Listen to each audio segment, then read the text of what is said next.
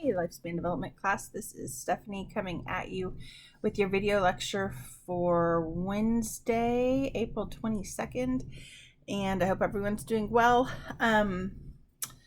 I have noticed that a good number of you guys are watching the videos based on the numbers of people who are watching the videos. I'm assuming that's you guys and not strangers. Could be wrong, I guess, but I doubt it. So I'm glad you guys are watching the videos. If you have questions about what you're watching, please, email me. I haven't had a lot of you email me this past week, so but it seems like everyone's keeping up with stuff, so I'm happy with that. If you're keeping up and you're doing okay, then I have no complaints about that. But I'm here if you need me. I've talked to a couple students today in some of my other classes, and everyone's like, well, we don't want to bother you. And I'm like, oh my gravy, like this is not a bother, right? This is what I do. And I want you guys to get the best education you can get, and I know that that's a little bit hard in this situation, so you're not bothering me. If you have questions, please reach out to me so I can help you with whatever it is that you're struggling with. Okay. All right, so last class we finished chapter 12, and that was about gender and sexuality. And we ended that third module in that chapter is about kind of love and marriage, right? And how we choose mates and all that good stuff. Well, chapter 13 is about friends and family. And I think it's such an interesting chapter for a lot of reasons. But I think a lot of us kind of forget what friendship was like when we were younger. Friendship, the way you develop friends and who you would label as a friend, and those things certainly change over time. And I also think this is interesting just from like the perspective of like more modern with technology. Who do you consider a friend, and what does that really mean?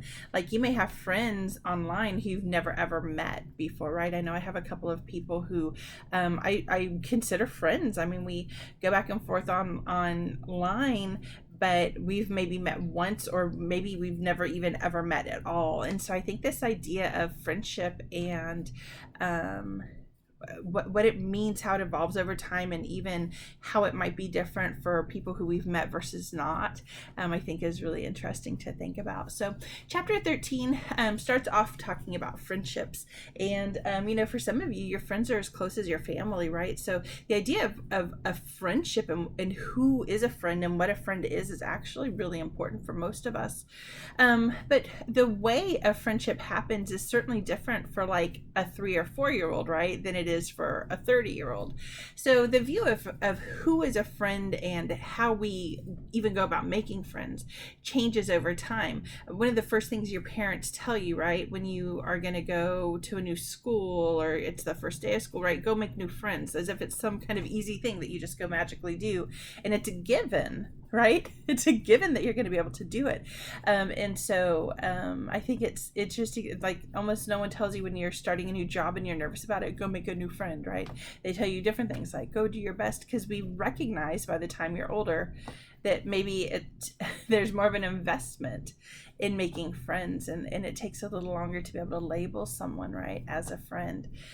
So friendships for young kids, they seem to see them as these really stable things. They're never going to change, right? That idea of, ending a note with BFF, right? Best friends forever. And we're going to be with each other forever. And that's why when you're little, someone moving is so incredibly devastating. It's different. My kids would always be devastated when their friends were moving, and I was like, I'm not trying to be horrible here, right? But you people have like phones that you can use to call people. When I was little, we had this thing called long distance phone calls. You had to pay extra money for them, so we weren't allowed to do them. And so if you wanted to keep a friend after they left, you had to like write them a letter and put it in the mail. And so you did that like 5 times, and they wrote you 5 times. And then at some point that just kind of stopped, right? Because you went on and made new friends, and they went on and made new friends. And so it's really kind of interesting how that idea of stability, like we're friends right now, we're gonna be friends forever, and when that doesn't happen for whatever reason, right, life happens, it's kind of this crushing thing. One of the things that happens with very young children is that they might label someone as a friend just because they've played with them before, or they've shared a snack, or they've shared a toy or something like that, and so that label gets slapped on like anyone who's ever kind of been nice to you.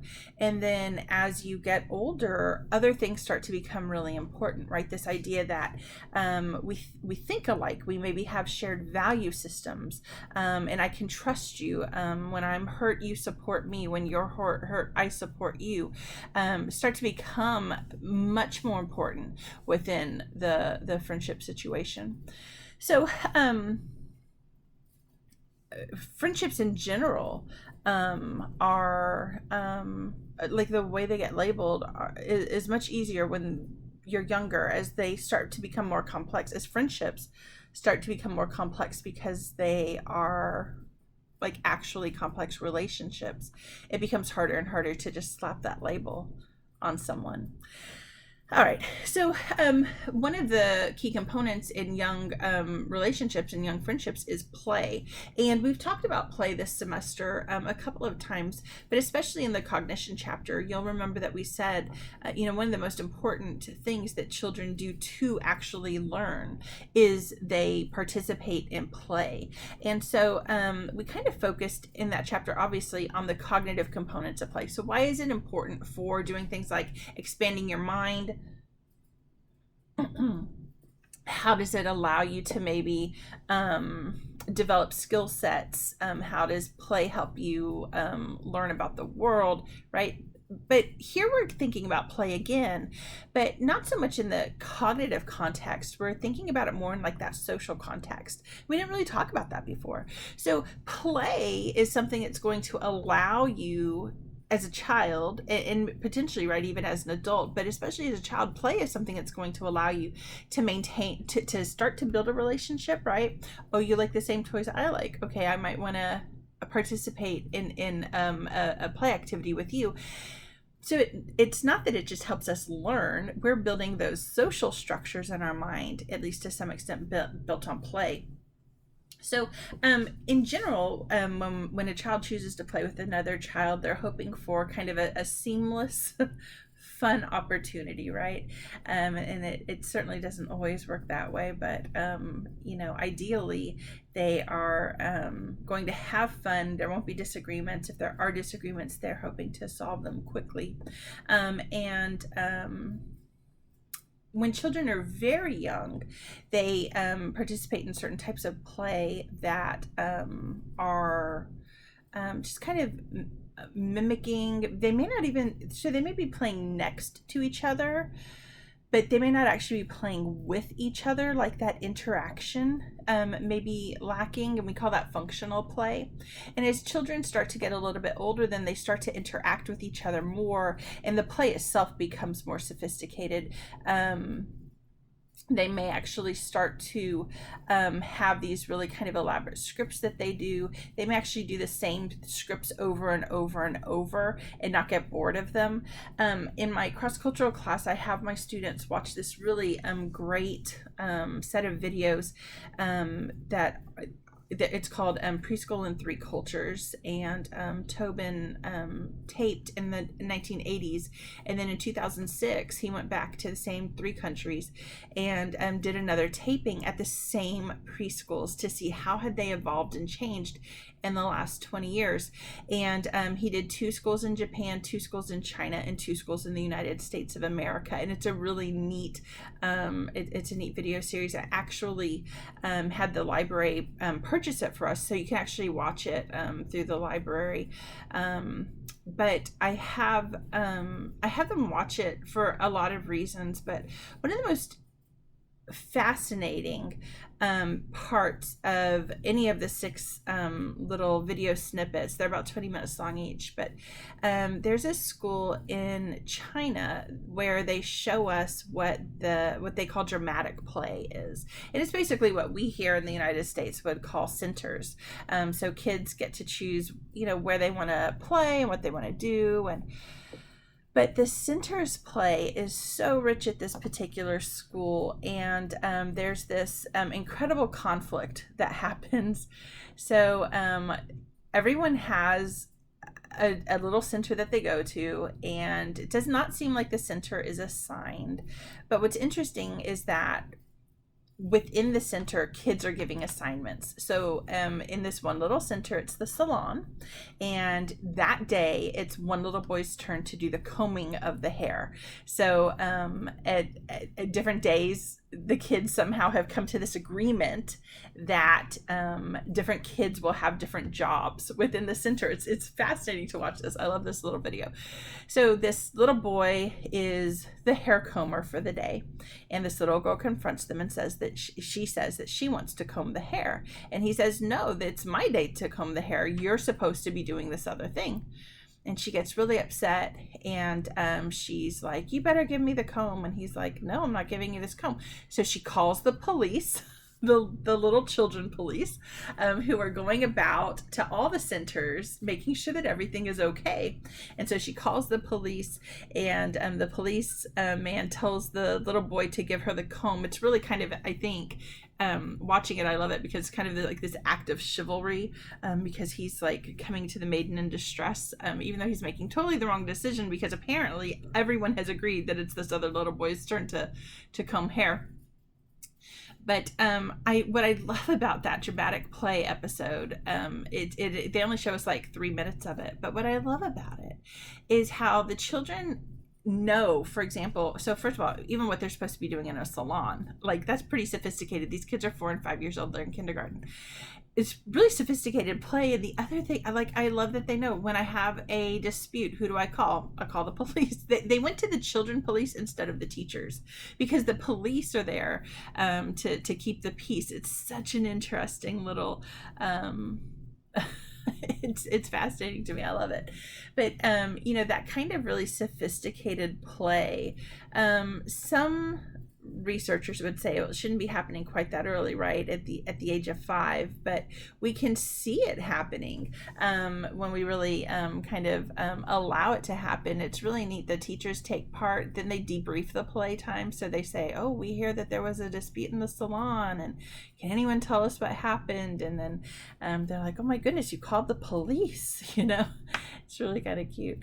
So kids, as they get older, they start to do more and more of this kind of elaborate play, where there's kind of scripts. People have certain rules that they're supposed to follow. There's guidelines. You'll notice that play, though, at the age of 4, 5, 6, it's still rooted in reality, right? There's still a lot of really concrete stuff going on. They're not using, they are using their imagination, but they're not using like those kind of hypotheticals. And if you think about it, right, so if we pull in what we know about Piaget, this makes a lot of sense based on Piaget's theory. This is right around the time, right, 4, 5, 6, 7, when kids are exploring their imaginations. So they're developing some of those cognitive schema to be able to do that. They're starting to make believe because they have the cognitive structures to be able to do that, but they're still going to be rooted very much in concrete reality, right? And so that's an important idea. As kids get older, that kind of concrete, I play with a toy, like I play with something concrete, starts to give way to more social play. And so the social components of what it means to even just like hang out with each other, maybe not even necessarily have toys, but you could have maybe games that you play, or even just sit around kind of talking in some ways. That would be kind of those social aspects of play. So in the book, we've got a really great little chart on I also have it the PowerPoints for you on PowerPoint slides. This is not going to be the same slides as what you have in the thing. It's going to be slides 14 and 15. I think those are the preschoolers play slides, and it's really kind of neat to think about all the different kinds of play. Like, how do we label the different kinds of play, and how do we recognize that they're different from each other. So each one has a different goal. And what I really like about this, so you can read about in the book, and it's fine, but I like this little chart. It makes it a little bit easier to study, and I like that it has examples of what that kind of play would look like. So make sure that you know that. So again, when we're very young, that play is maybe not as interactive, right? And when you're like 3 and 4 years old, you may not even be interacting with the person. It starts to become more interactive, but you still have kind of these really concrete things that you're doing, and then it starts to become more social. By the time we're in middle childhood, kids are labeling people as friends, not just because they play with each other, but that social component has become very important. In fact, it's become one of the most important components of the friendship itself. And so that idea that a friend provides emotional support becomes really, really important. Teaching kids to how to communicate effectively with each other, right? Because one of the things that a friendship requires is at least some form of personal disclosure, and then it also requires you to be able to accept someone else and listen to them and have that, right, both sides of the communication. When we're talking about kids who are in middle childhood, we can kind of see how the friendship script starts to move towards not just I play with you, but you have qualities in you that are similar to what I have, or even that I aspire to. And so they start to take things like how similar a person is to them, not just in terms of like what they like to play with, but in terms of other qualities as well. So that person is smart like me, I want to be friends with them. That kid is fast like I want to be, so aspire to. I might try to seek out a friendship with them. And so as we're moving into middle childhood, then that idea of friendship complexity is really starting to be able to be seen. So as we start to think then about kind of these middle childhood and even late childhood friendships, we can start to see that hierarchy start to form within the friendship group. So there's often a leader, maybe a couple of leaders, but that's not necessarily always the case. There's usually one kid who, if we're just watching these children interact, we could probably pick that person out. So the leader is someone who is kind of agreed upon as being maybe what we would call cool, right? Maybe the coolest person, but for whatever reason they have a trait that is the most desirable, and it could just be that they're friendly, it could be that they're good looking, it could be that they're athletic, but something about that person is kind of making them the head of this particular group of kids. And typically speaking, then those kids have relatively high status. So it's interesting because we often think about like high status cliques, and we'll talk about that in a second, but at the same time we have these high status cliques. Even within any group, you have higher status kids, right? You have a hierarchy. So high status kids tend to kind of stick together. So the highest status kids tend to stick together. And again, within each group, you're going to have a hierarchy of status as well. But typically speaking, right, you have what we might call a clique of the cool kids, and all the kids want to be able to do that, right? All the kids want to be in the cool crowd. And how the cool crowd is defined is really not that different across places in America. At least it's different across the world in other cultures, but in terms of the United States, we tend to follow some pretty hard and fast rules about what makes someone a higher status person. For girls, it's typically speaking attractiveness for young kids, and for boys it tends to be, are they athletic? And so those things kind of really drive the idea of who is and who is not high status. What's interesting interesting is that you would think that high status kids then might really restrict the number of playmates they have, but they don't do that. And they actually tend to play with more kids, which is kind of nice when you think about it. And again, some of those higher status kids, although they might have a high status clique that they belong to, they may also take on leadership roles in some of these other lower status groups as well. Another thing that makes a kid high status is if they have access to resources, and specifically material resources that other people might be able to watch them use or actually use themselves. So, if I remember when my kids were little, right, the Game Boy. Oh my gosh, so has a Game Boy. They're so cool. Automatically high status, right? So then everyone wants one of those. Or when iPads came out. I know, I'm that old. I remember when iPads came out. So, and my kids were like, "Oh my gosh, we have to get this thing." And I was like, "What are you talking about? We're not made of money, people. We're not getting that." So those kinds of things, right? Material goods that people might be able to utilize, that can actually make someone a high status. So, buying friendships in a way by letting people use your material goods. By the time kids are in middle childhood, they are pretty reliably doing what we call sex cleavage. Sex cleavage is the idea that boys are sticking with boys and girls are sticking with girls. And this is a pretty hard and fast rule, not just in our culture, but in a lot of cultures. And so by middle childhood, this is happening pretty faithfully. And kids who don't follow that pattern may be disliked for different reasons. So I always think about this because I never played that much with girls. I liked to play soccer and do sporty things when I was young, and so I was always playing with the boys, and the girls would always get mad at me for doing that. But the boys were just more fun to me. I just had more fun with the boys, and so it's funny to me to read about this now.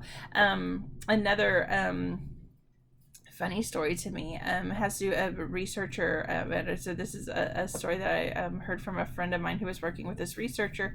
In the 1980s, she was doing research on children and friendships, and one of the things that they did within the study was they were trying to see who was a popular kid and who was not popular. And there was one particular girl who was super popular with the boys, but really unpopular with the girls. And they were trying to figure out why. So why is this, why is there such a stratification? And also, why is someone who is unpopular with the girls really popular with the boys? We wouldn't expect that because of sex cleavage and some of these other things.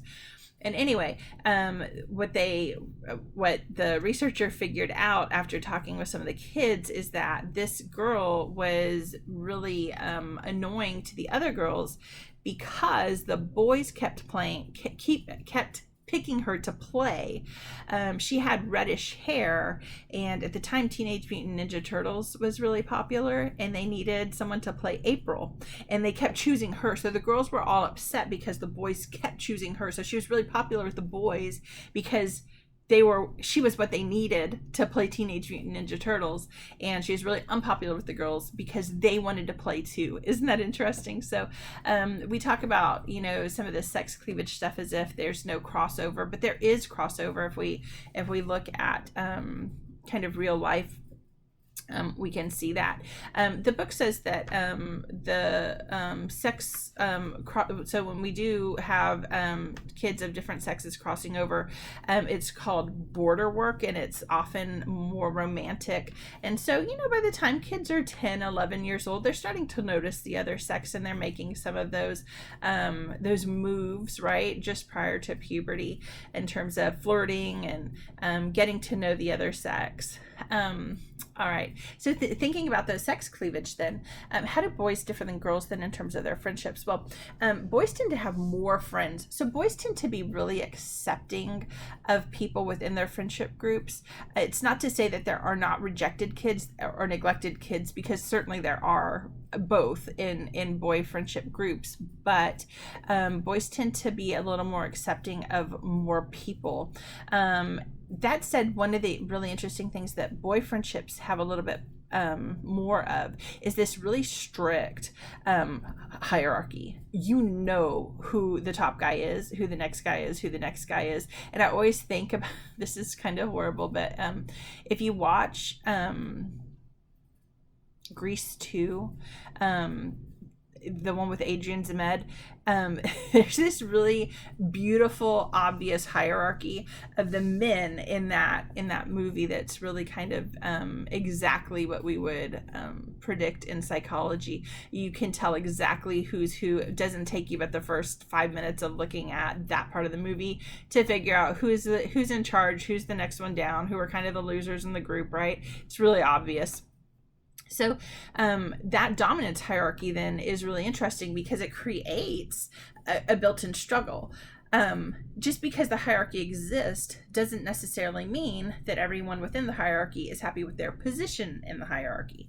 And so you see a lot of jockeying for position, even though the hierarchy may be relatively well established and in some ways relatively fixed. So that's kind of an interesting thing that you see a lot in boy friendships. Girl friendships are a little bit different. They tend to be smaller clusters.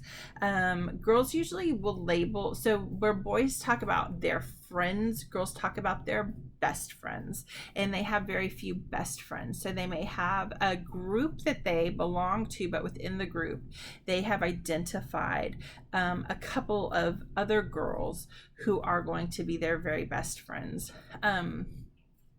Girls tend to do a lot of kind of acquiescence when there is a conflict. For whatever reason there's a conflict, and so they're more likely to kind of compromise or ignore the situation or just give in to someone else. So they're not doing all that jockeying for position. They're not doing all that confrontational stuff that the boys are going to be doing within the group. So remember, boys are doing that within their group. Girls don't do that within the group. Girls do that outside the group, right? You've probably seen the movie Mean Girls, right? And hopefully you haven't encountered people that horrible, but we've all seen girls argue with other girls, right? And so the cattiness comes when across groups, not within the group. The other interesting thing that we can do is we can look at the way girls talk to each other. Girls in general have different language that they use with each other. Boys might use provocative or confrontational language. Girls don't tend to do that nearly as much. So sex cleavage is one issue within friendships. Another interesting thing that we see is cross race relationships tend to be interesting. So younger kids tend to choose friends who share the race, and as they get older they start to do a little bit more exploration outside of their own racial group, and so in some ways that makes sense. Remember that we said that those 4, 5, and 6-year-olds are looking for people who kind of look like them, like the same things they like, but that idea of this person's like me, and 4, 5, and 6-year-olds are relatively superficial, so they're looking for things like, oh, we're both blonde, or oh, we both have dark curly hair, whatever that is. And so when you think about that superficialness that kids have, it makes a lot of sense that they might not be looking across race for a friend, because they don't recognize that just because we don't necessarily look like each other doesn't mean we can't like each other, right? All right, so the next thing the book talks about is defining cliques and crowds, right? The different groups that we see. So cliques are relatively small groups. So the book defines them as groups of around 2 to 12 people whose members have really frequent interaction with each other. So we would consider these to be friendship groups. Crowds are larger, and it's a lot of people who share the same characteristics, but they don't actually necessarily interact with each other. And I always think about this, I went to Judson, and I went to Judson in the 90s. We were a huge school. There were like 926 people, I think, in our graduating class. And you could kind of write, so all the groups were labeled, right? And so you had like the kickers, right? The country kids. They didn't necessarily hang out with each other, right? But they all shared that characteristics. You had the band nerds, right? There were 200 and something of us in band. I was one of them. And we didn't necessarily hang out with all those people, right? We were friends, we knew each other, we shared certain characteristics, but we necessarily interact with each other, you know, on a daily basis. And so those crowds then, or those bigger groups, whatever those bigger groups might look like, where you share those important characteristics, but you wouldn't necessarily label those other people as friends necessarily. All right, so the book talks about the social world of adolescence, and it has the 4 different kind of labels that we put on kids. So popular, controversial, rejected, and neglected. So popular kids are the most liked kids. They have really high status, and everyone kind of agrees that they are liked, and everyone likes them. Controversial kids is the next group down. So they tend to also be really high status. They may have more close friends. So in some ways, like if we look at the outcome measures, they look a lot like the popular kids, but they're different. And the way that controversial kids are different than popular kids is that they are divisive. So they have groups of people who really like them and groups of people who cannot stand them. That is what makes them controversial. So while the outcome measures look really similar, they tend to have more friends, they tend to be more disclosing of themselves, all those things, and they're high status, just like the popular kids. There's this divide and it's a sharp divide. It's an obvious divide of people who like that person a lot and people who do not like that person at all. Isn't that interesting? All right, so the other 2 groups then are kids who are considered unpopular. So the first group of kids are the rejected kids. Uniformly, they're disliked. Everyone agrees that they don't like those kids for whatever reason. Neglected kids are different, and they're really in this category that's difficult. Neglected kids are not liked, nor are they disliked.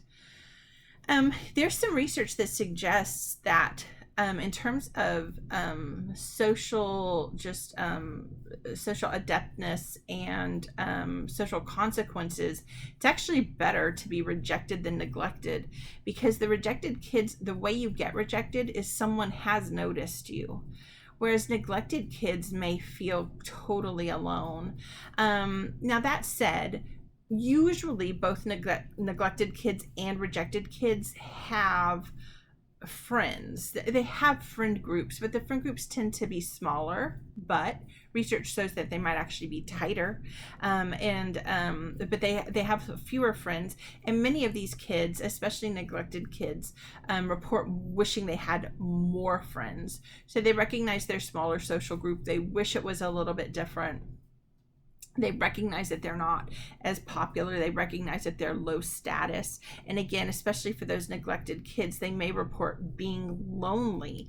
Again, even if they have a friendship group. And this is really kind of interesting then, because the attempts then by neglected kids to just get noticed may actually be problematic. Sometimes they are going about that in the wrong way, and so that sometimes is an issue. All right, so when we think about older kids, then we can start to think about high schoolers and college kids, and we can start to think about, like, what do you think determined status in high school? So when we retrospectively look back and think about what may have made people popular in high school, we get these really interesting things. If we ask college men what made girls in high school popular, they say, oh, they were good looking. If we ask college women what made girls popular in high school, they say they had high grades and were intelligent. And so it's interesting to see how the different sexes view what made someone popular very differently, right? Again, retrospectively. So thinking back to when you were at university. I'm sorry, thinking back to when you were in high school, right? You're in university, think back to when you were in high school. What made someone popular? For boys, both college men and college women agree that what made boys popular in high school was athletic ability, sports. And so it's really interesting. So with the book, what slide is this? Is on slide 29, has this really great little table. It's in our PowerPoint notes on slide 29. This really great little table, and again, it's asking college-aged men and women to retrospectively look back and think about what made people popular when they were in high school. And so it's really kind of interesting to see a lot of the same stuff. So men say that women were popular for similar reasons to girls, but the order is different. And so it's kind of interesting to see that. Anyway, take a look at that table, because it's kind of neat. All right, so we've thought a lot about some of the Ericksonian ways of thinking about crises and stuff like that. And one of the things that we know is that search for self, right? The crisis of self is also in some ways an attempt to express yourself as an autonomous human being, an attempt to get other people to recognize that you are capable, to recognize that you are an individual, right? And you're finding yourself, you're finding the individual who you are, but you are an individual. And so we know that young people are seeking autonomy at this age. They're seeking independence. They're trying to have some control over their lives and their future as well. And so that idea of autonomy becomes really, really important, especially for adolescents. And as they start to do that, their view of their parents, right, starts to change a little bit. So I want you to think back to the types of parenting that we talked about for the last exam. And you'll remember the authoritarian parents were like the overlords, and the authoritative parents were those parents who kind of gave, some input. The kids were allowed to have some input, right? And one of the interesting things that we see, the book doesn't really talk about this, but I want you to think about this and know it, is that authoritative parents, remember, are allowing their kids to make decisions for themselves. They're giving appropriate, making the rope lax when it needs to be. They're making those appropriate changes as the child is providing evidence that they are ready for that next step of responsibility. And so we said back then, right, in the attachment chapter, we said that parents who were authoritative parents, their kids had better outcomes overall, right? And the book talked about that in a couple different ways.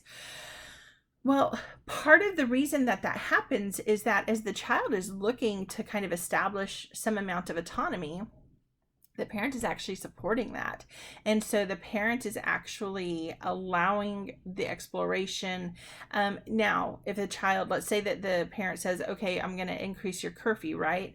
And the child takes advantage of that. An authoritative parent is going to rein you back in, right? It's obvious you don't have things under control. You are not capable yet of being autonomous. You're not making the right decisions. And so again, it's a bit of a give and take, right? Giving is appropriate, but reining the kid back in when it's not. So authoritative parenting is actually really interesting. And so I want you to think about that as you're thinking about this changing view of parents that the book shows. One of the interesting things your book talks about is the generation gap. And so I want to talk about this really quickly.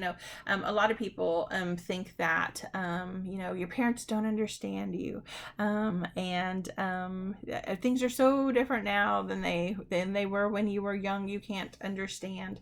But if we look, right, watch an old movie, the same problems that we have today are the same problems that people have had for most of human existence, I would argue.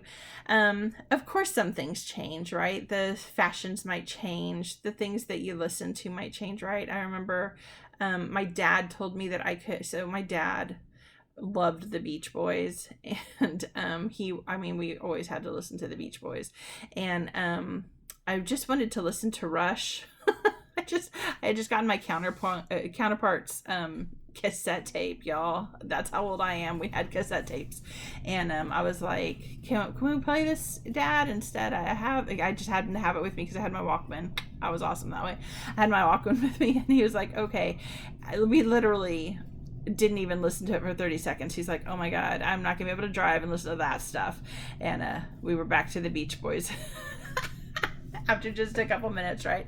And so you think, oh my gosh. But it's funny because I so that started a conversation. It was literally like, I think I was 18 years old, maybe I was 17, but it started a conversation about, what did your parents think of your music? Because my dad kept talking about it, and I was like, oh my God, we're listening to the Beach Boys again, can we stop this?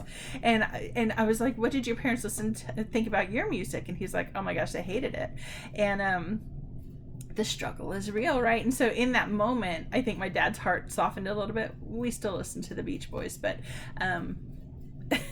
I think he understood a little bit where I was coming from, right? And so we think about how, gosh, we're so different from our parents, but the reality is that some of those underlying issues, they're the same. They're the same across the different age groups. So the book says, it has this brief little discussion about how I think a lot of people make this assumption that kids tend to be really different than their parents in terms of different values and things like that. But the reality of that is that while some of those things may be different, obviously you're not a clone of your parent. You're not made to be a clone of your parent.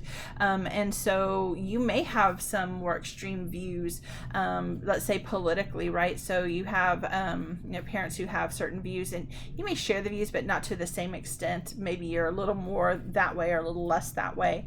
Some studies actually suggest that if your parents are pretty run-of-the-mill normal people, so they're not activists, you actually are much more likely to share their viewpoint. And if you have really extreme parents, you may actually be more likely to not only not share the viewpoint, but actually be extreme on the other side. And so I always think that's kind of interesting, because you think about that like teenage rebellion. And so if you have like a really Republican parent, you may go to be a Democrat, or if you have a really Democrat parent, you may move to be Republican, right? And it's like your bizarre rebellion. And so anyway, those studies are really interesting to me. So again, if you have kind of normal parents, they're not like super activists, you're probably somewhere pretty close to them in terms of those value systems. All right, so as friendships then continue to evolve, as we become older, right? So as we're adults, they may be actually fulfilling certain needs. So if we think about like Maslow's hierarchy of needs that we talked about way back in chapter 2, you can start to see that need for belonging, right, can be fulfilled by friendship. Think about the personality needs and motives approach that we talked about in chapter 2. So that need for intimacy, that need for affiliation that I mentioned, those things can be fulfilled through friendship. And so friendship becomes this really important thing. And so from an anthropological perspective, I think friendship is so interesting, because if we think about what life used to look like for most people 500 years ago, and for all of human history before that, most of your friendships would have been from your kinship group. So you would have lived in a tribe where most of you were pretty much related, right, in some way. And you're living in a tribe of 50 to 75 people. Most of those people are kids, right, because not everyone gets to grow up, right? So a lot of the tribe is kids. And almost all of the adults you're related to them. And so friendship groups that come outside of a kinship group would have been relatively unheard of. Today, when we think about friendship groups, very few of us think about people in our kinship group as being our friends, which I think is so kind of interesting. Like I think of my brother as one of my friends for sure, and he thinks about me the same way. But it's funny to me when I talk to some of my other friends, and they don't necessarily say, it's like, well, she's my sister, or oh, he's my brother, so I have to like him, as opposed to it being a true friendship, which I think is really interesting. So today, when we think about friendships, like we have friendships that may span the globe. Someone who I consider to be a relatively good friend of mine, he's an illusionist in Australia. I've never met him, but we talk on Facebook. He sent me videos of himself performing like the professionally produced videos. It's really fun, and I've become friends with his wife. I'm part of their lives. It's really kind of interesting to think about that. So the book says that friendship is influenced a lot by proximity. Today, though, the world has become so small, right? Because I don't have to go to Australia to meet someone from Australia. I don't have to go there to meet friends.